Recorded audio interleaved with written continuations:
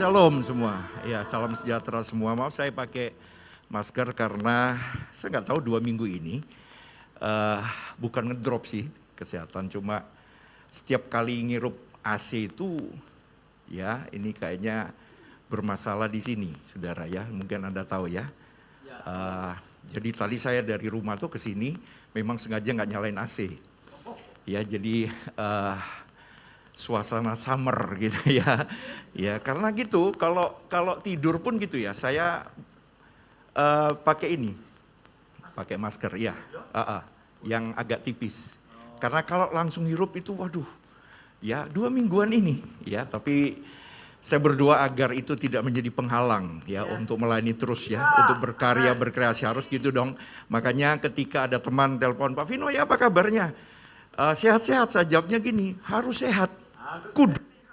Banyak kerjaan belum dikerjakan, banyak tugas yang harus dilakukan di lapangan, jadi harus sehat ya. Jadi hari masih siang, Tuhan memang sudah dekat, tapi kan waktu Tuhan kita nggak pernah tahu. Kalau masih ada kita terus kerja bagi Tuhan ya. Saya kasih beban bagi saudara untuk doa malam seperti ini ya, agar Anda bawa jiwa-jiwa datang ke Tuhan ya, untuk menikmati hadirat Tuhan setiap Jumat di tempat ini ya. Saya bukan endorse doa malam ya, tapi iya ayo dong, ini rumah Anda saudara ya. Ini rumahnya Tuhan, nikmati Tuhan lewat tempat yang Tuhan sudah percayakan bagi kita. Oke, saya kok tadi sudah persiapkan firman.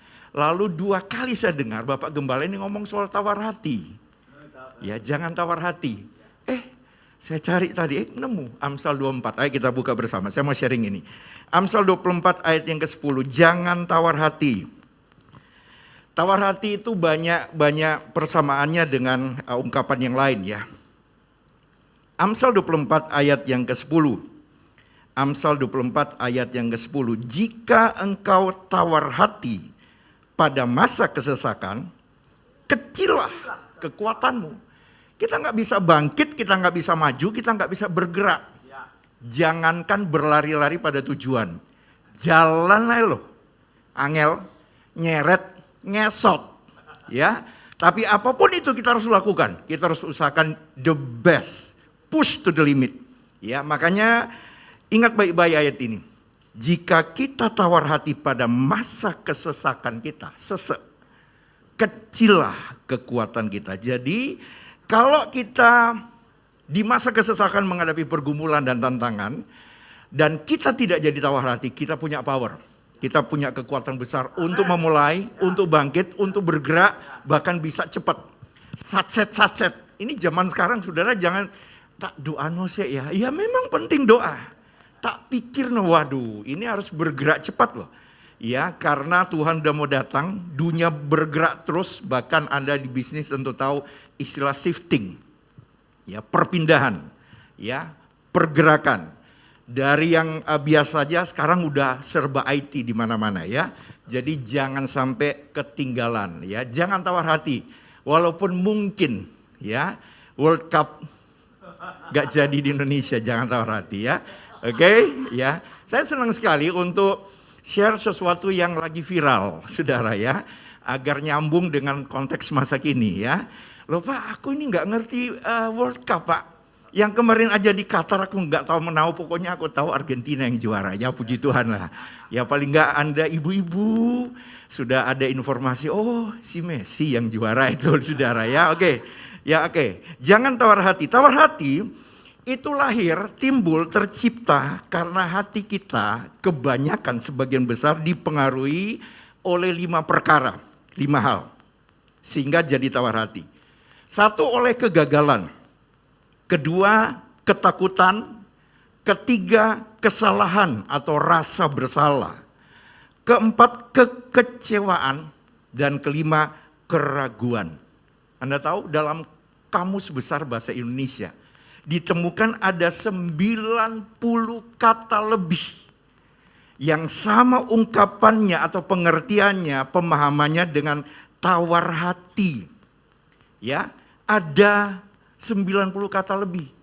Penakut, pengecut, apalagi minderan, orang yang rendah diri, banci, itu termasuk tawar hati loh. 90 kata lebih. Nah, dalam biblical view, pandangan Alkitab, apa sih arti tawar hati itu? Saya ambil keseluruhannya. Tawar hati itu berbicara tentang sebuah sikap hati, suasana hati yang tidak ada lagi semangat. Ya, jadi dia sudah kehilangan motivasi, merasa kecewa karena tidak sesuai dengan harapan. Ya, pinginnya nonton, misalnya Piala Dunia, nunggu berapa ribu tahun lagi nih, saudara ya. Jadi ada rasa kecewa karena tidak sesuai dengan harapan, putus asa. Dan dalam kitab Yosua, kata putus asa sering atau tawar hati ada hubungan dengan putus asa dan sering dihubungkan dengan istilah janganlah engkau kecut hatinya. Jangan sampai asem ya hati kita. Ya, jangan hambar, jangan sampai juga kecut. Tawar hati Alkitab juga menggambarkan itu adalah sebuah sikon hati yang dikuasai oleh rasa takut. Yang artinya sudah hilang keberanian. Lebih parah lagi, kata tawar hati itu punya arti luas, artinya hatinya hancur. Nah, kalau sehari-hari sih tawar hati itu artinya hambar. Ya, nggak ada rasanya lagi. Makanan, kalau nggak ada rasanya itu gak enak memang kalau nggak ada rasanya. Istri saya, ini jangan ngomong-ngomong ya, mumpung istri saya nggak ada ya. Ya, jangan ngomong-ngomong. Ini Pak Gembala tinggal di Surabaya Timur ya. Waduh, deket berarti. Waduh, Pak awas ya. Nanti pas ketemuan loh Bu, ngomong ke istri saya. Istri saya ini suka makan. Suka makan, doyan makan. Anda tahu kalau suka makan, doyan makan itu ada dua orang. Satu yang ngerti makanan. Yang kedua, pokoknya taunya makanan semua enak. Nah, istri saya tipe yang seperti itu. Kalau ditanya soto di sini, soto di situ, soto di sono, rasanya ya apa? Bedanya apa? Enak kabeh. Oh. Pecel apa ini? Rasanya ini manis kek ya, keasinan sama enak. Wah, saya karena bisa masak, jadi suka ngincip kan, tahu. Rasanya mau disuruh makan dimanapun saya, wah ini kurang ini, wah ini kurang ini. Ya, kapan hari saya bangun tidur, ya asisten rumah tangga kami ini rupanya kelupaan masak untuk mama saya yang sudah umur 92 tahun. Itu karena mertua datang, jadi aspri kami ini ngelayani gitu ya. Bikin breakfast sarapan untuk keluarga mertua yang datang ke rumah. Ya, nah mama saya kan tinggal dengan saya juga. Lalu saya bilang, Mbak udah untuk itu Oma udah siapin makan. Waduh, lali aku Pak. Ya udah, ya tak bikin. Ada apa di kulkas, ada apa? Ikan. Ya wes ikan. Jangan daging. Darah tinggi kumat repot saya, saudara ya. Umur 92 loh. Ya, ya. Dan ada riwayatnya, saudara ya. Riwayat darah tinggi. Ya, nah udah saya masak. Nah karena ini masakan Manado, maklum ya, karena kami asal dia dari Manado, jadi masakannya Manado itu kan kayak masakan India. Bumbunya banyak. Minimal 11-12 bumbu. Kalau makanan sini ya bawang merah, bawang putih, cabai selesai. Ya, ya kasih minyak, ikan kayak minyak, ya macam-macam gitu ya. Ditambahi penyedap dan lain sebagainya udah jadi. Oh kalau sana itu macam-macam. Ah ini kan lagi ngantuk ini saudara, bangun pagi lalu mendadak harus nyiapkan makanan. Jadi saya udah siapkan semua, saya mikir apa aja bumbunya, tak. Oh ya oke, kurang lebih ada 11-an jenis atau macam. Lalu tiba-tiba lagi udah mau matang nih, saya cium, ini kayaknya ada yang kurang nih, kok kurang bau ini, kurang bau, waduh 3 macam. Loh iya, lupa ternyata kurang pala, kurang cengkeh, kurang kemiri. Waduh, udah kadung mau matang ya apa, kalau ini agak telat kalau kemiri saudara ya. Kalau cengkeh atau pala bisa tengah-tengah atau endingnya. Ya saya bukan chef, cuma bisa masak sedikit saudara ya. Jadi agak ngerti dikit gitu ya. Akhirnya udah deh, coba nambah. Bukan karena mami udah 92 tahun ngerti apa sih, pasti bilang enak kalau saya masak gitu ya. Tapi saya berusaha supaya jadi baik, jadi enak. Dan ternyata jadi. Saudara kalau sudah mengerti atau menguasai satu bidang, Anda akan tahu mana yang kurang, mana yang salah. Iya loh, saya ketika cium, ini kayaknya nggak ada bau ini. Wah ini kurang 3 macam. Ya, ketika ditambah baunya, oh persis, saya incip, oh udah pas. Ya, nah udah, saya tahu mama saya ini kan darah tinggian. Udah kurangi, dokter pun sudah bilang jangan banyak garam. Tapi kalau diincip nggak ada asinnya, ngamuk, maklum, darah tinggi saudara ya. Jadi akhirnya ya wes lah, ya sampai aspri kami ini nyoba, loh Pak, iki ada asin. Gak apa-apa Oma kayaknya cocok ini. Waktu suruh incip, oh ya pas, dia bilang pas. Padahal buat kami keasinan saudara ya. Jadi ya udah, seperti itu saudara. Makanan itu kalau ada rasanya, ya itu enak. Anda kalau sakit, coba kalau sakit ya, malas makan apapun, ya kan, rasanya kok hambar, mau telan susah. Saya baru besuk ada seorang anak Tuhan usia 87 tahun. Ya, saya tanya kepada dia, Ai, ini kan pakai selang nih, mau makan apa nanti? Pulang rumah tak beli no ya, apa ini ya? Tak beli no ya, jangan Pak Vino, nanti dimarahin dokter. Oh ngerti, ya dimarahin dokter. Ya wes, nanti udah sembuh ya. Pulang rumah tak beli no, suka apa? Aku sih, dia bisik-bisik, aku suka sioba. Oh, oke, siap. Saya tanya sama anaknya, mama tuh masih boleh makan? Mbo tuh turuti aja. Oh gitu ya. Lah kalau saya beli no ini, ya nggak apa-apa, aku bantu makan. Waduh pinter ini anaknya saudara ya. Ya, kenapa? Karena tahu rasanya. Dibilang aduh makanan di sini, ya namanya rumah sakit nggak ada rasanya. Orang kalau hatinya tawar kayak gitu loh, hambar. Hubungan cinta kalau tawar saudara, wes hambar, nggak ada berbunga-bunga. Berbunga-bunga mungkin ada, cuma bunga-bunga yang gimana gitu saudara ya, yang sudah layu, yang udah coklat kehitam-hitaman, yang sebentar lagi tumbang ya dan hilang dari peredaran ya. Jangan tawar hati. Intinya orang yang tawar hati itu kehilangan antusiasme, kehilangan semangat. Apatis, acuh tak acuh, kehilangan motivasi, nggak ada daya dorong untuk berkreasi, bergerak, ya untuk saset, malas, mau matio, mau rusako ya kayak gitu, udah tawar hatinya.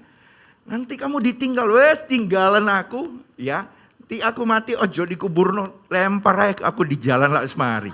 Ada orang sampai kayak ngono loh, saking sakit sama istri sama anak-anak. Sampai ngomong seperti itu. Nah, saya mau sharing tentang 3 hal di dalam pembacaan kita ini yang Anda harus ketahui tentang tawar hati ini. Yang pertama, coba perhatikan di situ dikatakan begini, jika engkau tawar hati pada masa kesesakan. Rupanya yang pertama, rasa tawar hati itu ada masanya loh. Bisa datang menggoda, bisa datang mempengaruhi, bisa datang melemahkan kita. Ada waktunya loh. Perhatikan kata masa di situ. Ada waktunya, ada saat-saat di mana kita akan berhadapan dengan yang namanya kesesakan. Dari kata sesak.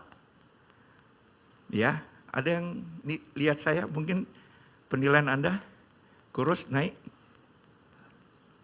Ya naik ya. Ya naik ya. Kalau saya berasa naik 7 kilo loh.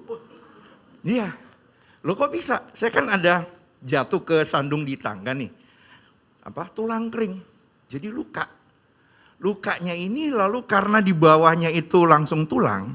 Jadi itu setiap kali ngegas mobil atau jalan pakai jalan itu robek. Jadi udah kering buka mana. Gitu loh. Orang bilang, Pak Vino ada gulanya be. Saya pikir ada di dapur banyak gula.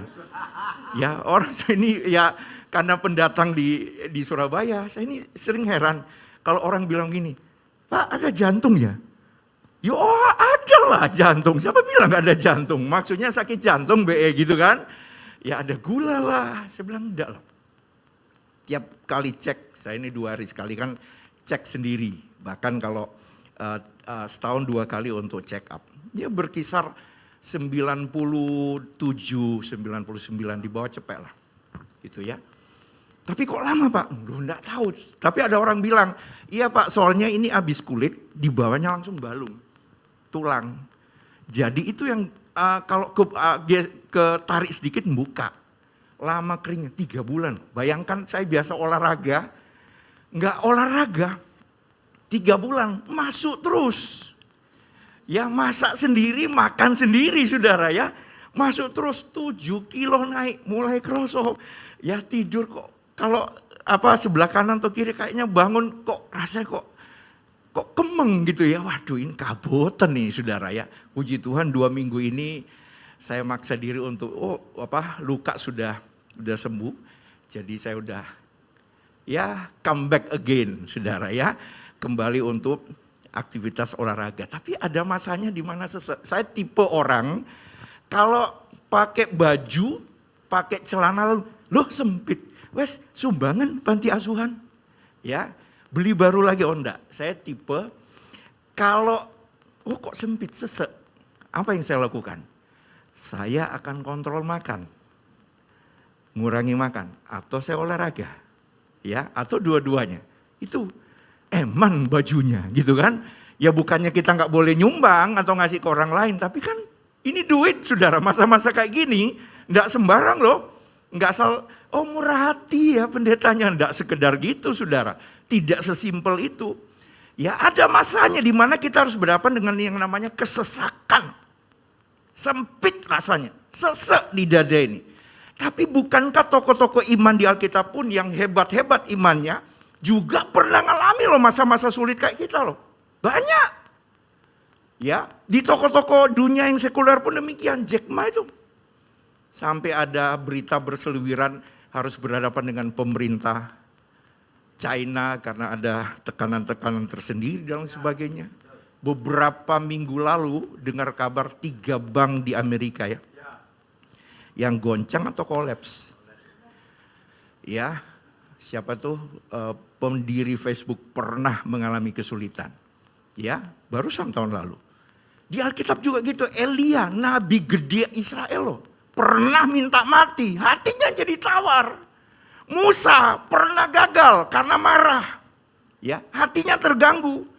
Yunus dan banyak lagi saudara. Jadi kalau Anda lihat, ternyata nggak ada yang kebal terhadap yang namanya masa-masa kesesakan. Setiap orang akan menghadapinya. Tapi gini ya, kalau sesek, sempit, tertekan, kejepit, mikir. Haruskah aku menyerah? Haruskah aku marah-marah? Apakah marah-marah menyelesaikan? Apakah menyerah pada nasib menyelesaikan? Ya, apakah nuding, ngejudge, nyalakan istri, suami, nyalakan Tuhan menyelesaikan masalah? Kan enggak. Jadi kita harus mikir. Saya suka kalau dalam tim kami, ya kalau ada masalah, saya lempar ke mereka. Ini ada masalah yang sedang kita hadapi. Tak.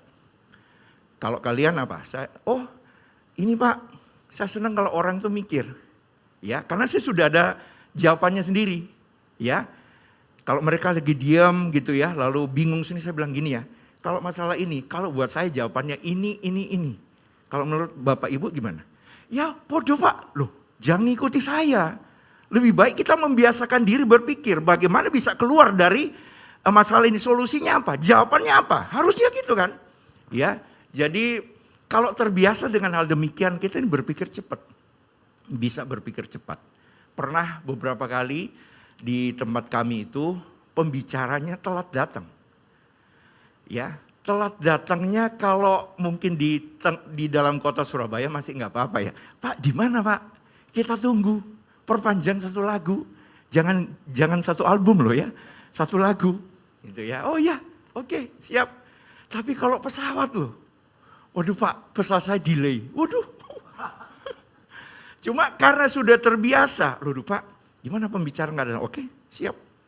Ya, saya pernah pelayanan di Manado, Jakarta, Tangerang. Di mana saya ditodong langsung. Rupanya ada gereja-gereja tertentu.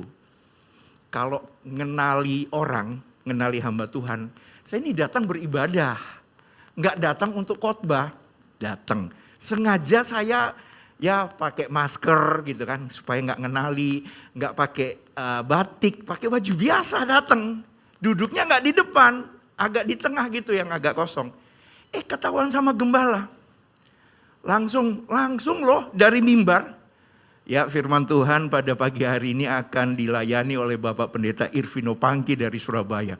Loh, waktu dengar nama saya disebut, saya masa mau diem, gak kenal aku gitu ya. Pura-pura aku tak ke belakang, enggak loh. Langsung saya pasang kumis misalnya gitu. Om siapa ya? Gitu saudara, enggak. Ya wes siap. Ditodong seperti itu kan. Supaya tidak mengecewakan jemaat, ya harus ready dong. Baik atau tidak baik waktunya harus selalu siap kata Alkitab. Ya. Jadi artinya ayo Bapak Ibu, keadaan sesulit apapun kita harus selalu siap. Jangan sampai jadi tawar hati. Ya, jadi yang pertama memang kita akan berhadapan dengan masa-masa kesesakan seperti ini. Yang kedua, soal kesesakan itu tadi.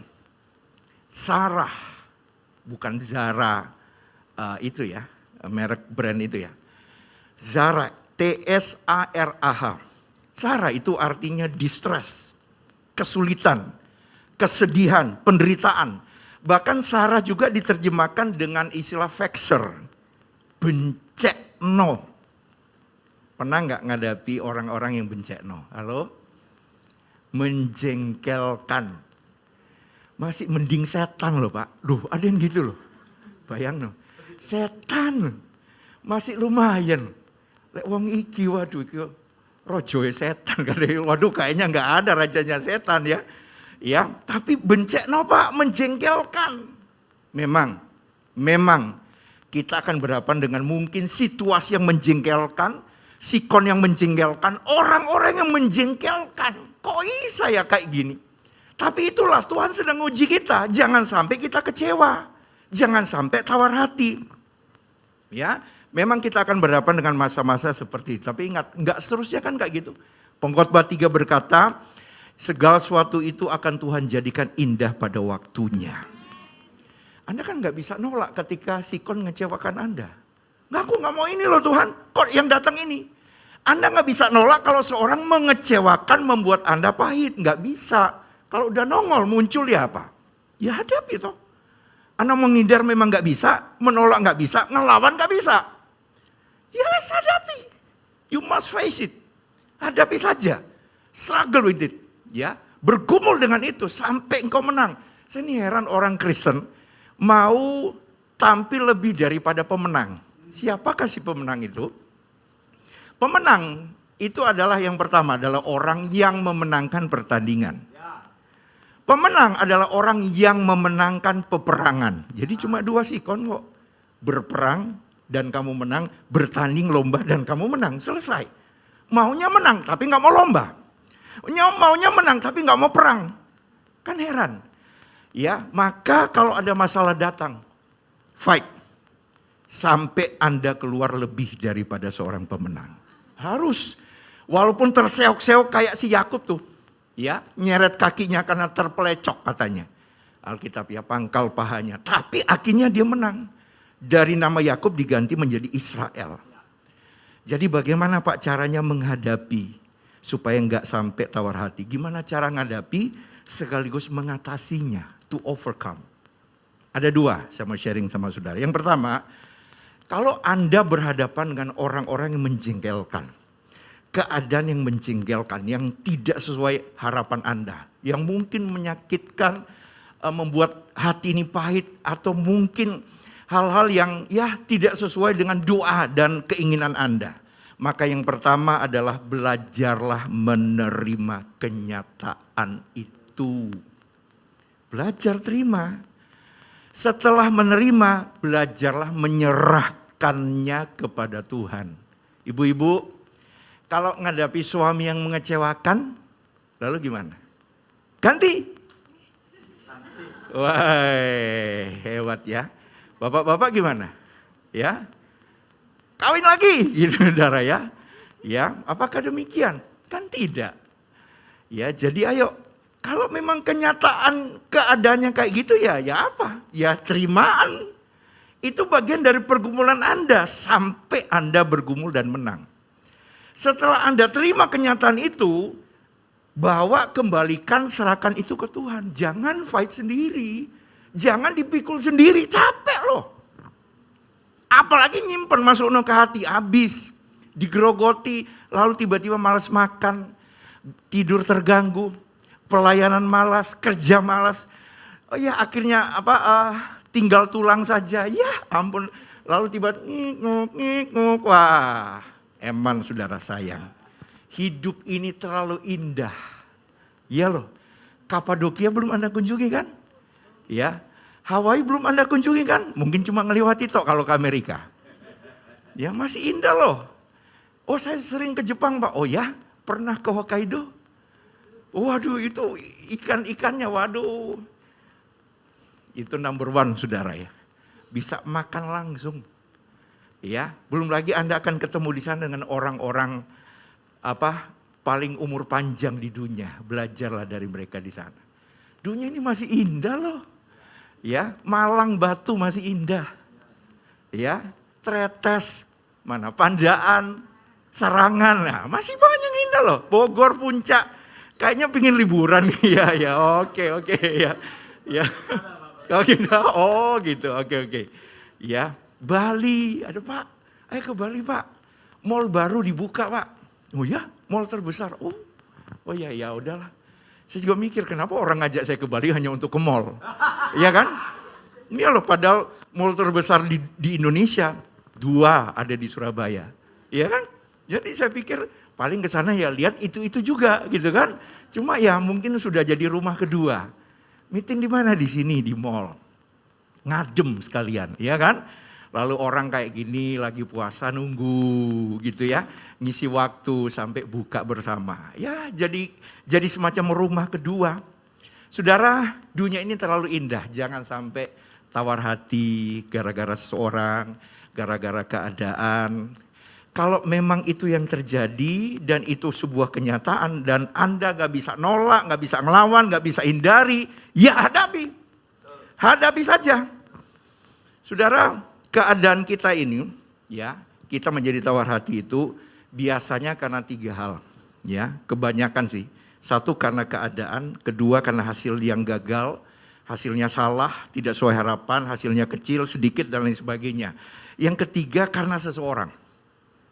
Kalau keadaan atau kondisi yang kita hadapi dan kondisi itu nggak bisa berubah, keadaan itu nggak bisa berubah, ini tipsnya, Andalah yang harus berubah.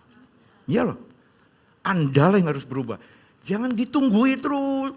Tolong nama Yesus, loh nggak berubah-berubah. Kesel aku. Lama-lama jadi tawar, nggak ada perubahan. Maka yang Tuhan inginkan bukan keadaannya, Andalah yang harus berubah. Sikap Anda menghadapi masalah itu penting loh. Kedua, kalau hasilnya gagal, hasilnya salah, sudah doa, sudah puasa, lalu hasilnya tetap kecil, sedikit, tidak sesuai dengan harapan, maka tipsnya yang kedua adalah gantilah caranya. Ya loh, untuk mendapatkannya ganti caranya, ganti konsepnya. Kalau nggak bisa diganti, nggak bisa berubah, ayo bangkit dong. Ya, jadi Anda harus membangkit. Kalau bukan Anda yang nolong diri Anda sendiri, terus siapa? Ya loh, pendeta pun terbatas loh. Suami, istri, keluarga pun terbatas loh. Saya menemukan dalam hidup ini, mungkin bisa salah ya. Tapi saya menemukan bahwa ternyata ya, kita jalani hidup ini perorangan loh. Intinya gitu loh, walaupun kita punya keluarga. Coba ya Anda bayangkan, satu hari nanti di ujung karir, di ujung umur kita sakit. Mungkin gak sakit ya, tapi sudah usianya genap, Tuhan sudah mau panggil, udah terbujur di tempat tidur, entah di rumah atau di rumah sakit. Anda tahu yang kumpul di sekeliling itu, mungkin anak kita, cucu kita ya kan. Nangis buat, aduh Kong cepat sembuh ya, Mak cepat sembuh ya. Tapi kan sudah tiba waktunya, dokter sudah angkat tangan, ya dan lain sebagainya, sudah pada nangis, istri ada, suami ada. Mungkin saja juga loh orang tua masih umur panjang melihat kita loh. Ternyata gini, kita lahir ke dunia sendiri loh, lahir dari kandungan kita. Jalani hidup 70-80 tahun, Tuhan izinkan ketemu banyak orang, ketemu papa mama kita, ketemu kakak adik kita, ketemu sahabat teman di sekolah, dari TK sampai kampus, kuliah, ya dalam ladang pelayanan, dalam ladang bisnis, ketemu banyak orang bersahabat. Tapi di ujungnya akhirnya kita sendirian lagi. Loh Pak, tapi kita dikelilingi keluarga, sahabat dekat, iya. Tapi ketika Anda akan menyeberang masuk dalam kekekalan, Anda sendirian. Ya loh, suami istri gak bisa pegangan tangan. Aku bareng mah. Aku jangan takut ya, aku sama-sama kamu kok. Enggak, Anda sendirian ke sana. Pada akhirnya saya menemukan bahwa ya hidup ini walaupun ada si A, si B, orang-orang sekeliling kita ini yang nyeneng no, yang bencek no, macam-macam kan. Tapi akhirnya saya menemukan ketika di kamar. Ya, coba Anda pikir kalau ada teman yang bilang begini, iyo sakno loh kamu ini, mikiri kita. Tapi ketika di kamar, Anda akhirnya menemukan ternyata Anda sendirian. Apalagi ketika noleh lihat si suami udah ngorok dulu, ya kan? Atau si istri, ya tiktokan. Aku ini lagi mumet, sumpek. Kok enggak kroso yang apa aku rasakan. Itulah kita sudah.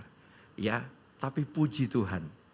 Selama kita hidup di dunia ini bersyukur karena ada Immanuel yang selalu hadir. You'll never walk alone. Ini bukan hanya lagu Liverpool loh ini. Ya. Ya, apalagi ada lagu Glory Glory na na na na, ada kan gitu ya. Lagu klub di Inggris gitu ya. Saya pikir dulu lagu ini lagu gereja.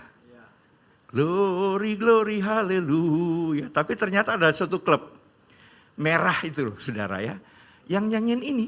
Saya pikir wow hebat juga ya. Lalu sekarang mau di take over sama ada Sultan. Ya, wah nggak tahu lagi lagu ini masih berlaku lagi apa enggak nih. Ya saudara menemukan bahwa ternyata kita berhadapan semua sendirian. Anda punya masalah walaupun ada suami, ada istri. Iya loh, mereka tak doa no ya. Kita dukung. Papa jangan khawatir ada kita. Tapi tetap toh kita loh yang hadapi. Ya loh, tetap kita hadapi. Makanya jangan biarkan Tuhan tertidur. Libatkan Tuhan. Karena cuma Tuhan yang 24 jam mendampingimu, menyertaimu. Ketika noleh kanan suami tidur, lihat anak tidur. Gak gubris aku, gak ngerti perasaanku. Enggak, mereka pun ada limitnya. Ya, gandeng dia yang tanpa batas itu. Yang tidak pernah terlelap dan tertidur. Dia menyertai Anda senantiasa. Saya mau ke Jakarta, lalu acaranya ini acara organisasi. Lalu saya udah kalkulasi, sekian, tolnya, kemudian bensinnya, mampir makannya 2-3 kali lah misalnya gitu ya. Lalu istri nyeletuk, duitnya sopo? Saya bilang nanti dari organisasi. Udah ditransfer? Belum sih. Nah, terus? Ya paling patungan. Kamu kok bilang paling? Mungkin istri kayak gitu ya. Ya ngitung gitu saudara. Kita laki tuh biasa all aja gitu ya, pokoknya ngertilah siapa yang ngisi bensin gitu kan, siapa yang bayar tol kartu tol ini, ya. Lalu saya bilang sama Tuhan, itu mau tidur loh, Tuhan, aku nggak mau aku ini kayak dipertanyakan mau pergi ke sana lalu duitnya dari mana? Mungkin bisa beli bensin, tol dan lain sebagainya, tapi ini istriku tanya Tuhan, ya ini ganggu nanti aku nggak bisa tidur. Ya, itu karena acara mendesak. Itu ada musyawarah kerja yang sangat mendesak, kami harus ke sana. Nah, itu pakai mobil kami, ya. Saya cuma doa sama Tuhan dan tiba-tiba itu sebelum kami doa bersama loh saya dengan istri. Tiba-tiba HP yang saya sudah mau matiin, tiba-tiba nyala, keluar itunya. Notifikasi, saya baca. Waduh, ini ibu ini gitu ya. Saya nggak buka, saya pikir besok pagi aja. Cuma saya ini, sudah ya mungkin mau minta bantu doa atau mau konseling mungkin gitu kan, mungkin penting gitu ya. Saya buka aja, saya baca. Ternyata tertulis, Pak Vino, puji Tuhan, kami sekeluarga diberkati Tuhan. Jadi mau bagi-bagi berkat nih ceritanya. Lalu dia sebutkan nilainya sekian. Waduh. Itu istri belum tidur, saya lagi, woi, tagingo, lihaten, saya tunjukin HP-nya, lihaten, dia lihat, oh sudah lah, Wes penuh, ayo wes tidur. Wes gitu toh, saya pikir dia, wow gitu enggak loh saudara ya gitu toh. Ya ampun saya pikir ya, saya udah bergumul. Ya tapi di situ saya lihat ketika ada kebutuhan, kita nggak usah khawatir. Kita ini spesial. Kita punya hak istimewa, privilege, ya, menjadi anak-anaknya. Kita dijaga, dilindungi, dibela, dipelihara. Makanya kalau ada masalah seperti masalah Anda, belajar menerima, belajar menyerahkan ke Tuhan. Yang kedua terakhir, belajarlah mengucap syukur. Nggak ada cara lain Pak, nggak ada.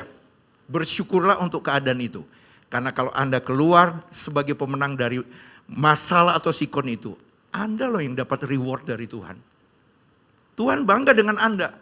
Tuhan akan berkata mungkin seperti dia ngomong ke orang-orang di sekitar Sungai Yordan, inilah anak yang kukasihi, kepadanya lah aku berkenan. Waduh kalau diperkenan Tuhan, wes Anda minta apa saja, belum minta pun dia kirim dan sediakan berikan untuk Anda. Amin saudara.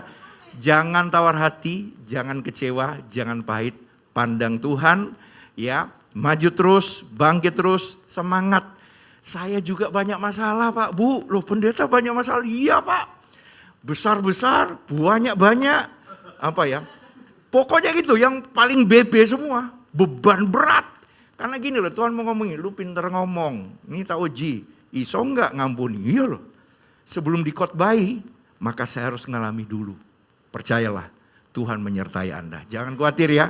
Sama-sama kita punya masalah tapi bersama Tuhan kita akan menang. Amin. Tuhan memberkati kita sekalian.